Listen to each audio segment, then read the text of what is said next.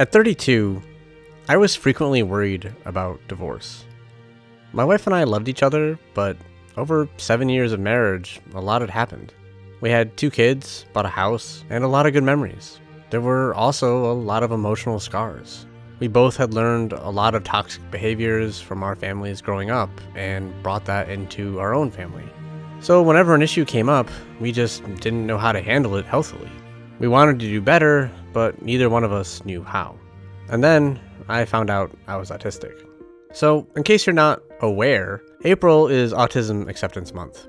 Seems like as good a time as any to talk about how finding out I was autistic helped improve our family's lives, especially my marriage with my wife.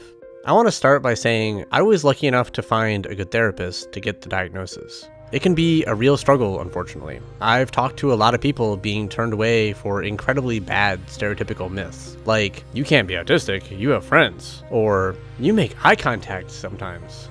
It was a huge help being able to make sense of my life, looking back on it with a new perspective, as was allowing myself to do things differently that would make life easier, like getting new clothes or noise-canceling headphones to help with sensory issues. The main thing that helped, though, was learning how to communicate better. But let me be clear, while neurodivergent people do communicate quite differently, there's nothing wrong with how we communicate.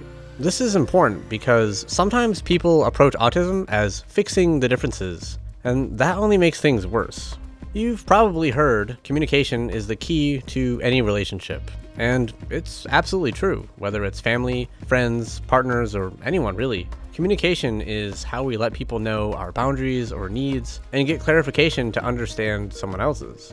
As it turns out, communication is really hard, and most people aren't very good at it. As my therapist pointed out to me when recommending a book, this book was written without autism in mind. It was for neurotypical people talking to other neurotypical people because everyone struggles with it. This means that we have to deal with miscommunication a lot. I would say communication skills really are about how we handle miscommunications. So let's look at an example from my own life that drastically changed how we handled a miscommunication. We were at a carnival place and it was really hot outside. The kids were exhausted and just done. So my wife asked me to see if the vendor nearby had any water. I waited in line to find out and came back. Now, maybe you've experienced something like this and know exactly where this is going. If so, let me know in the comments because it's always fun knowing we're not alone with these situations. So anyways, I get back and my wife immediately asks, "Where's the water?" "They have it. Do you want me to get some?"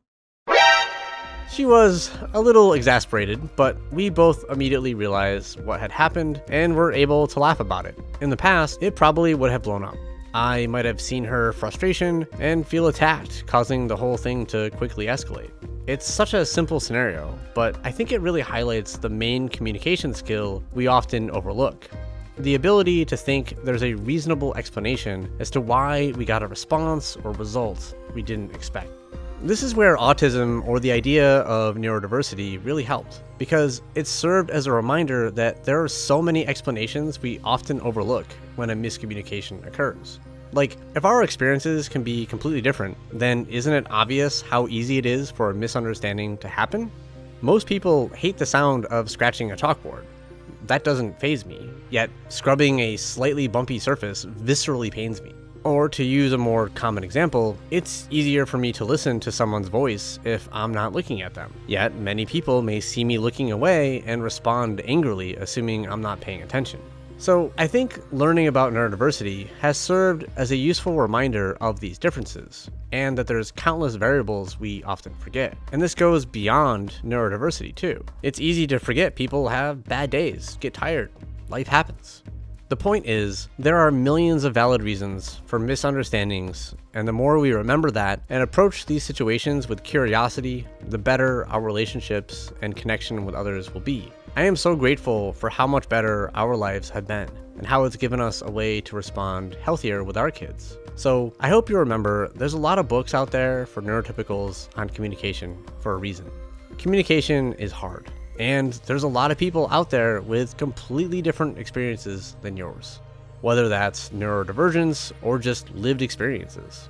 The easiest thing we can try to do is keep that in mind.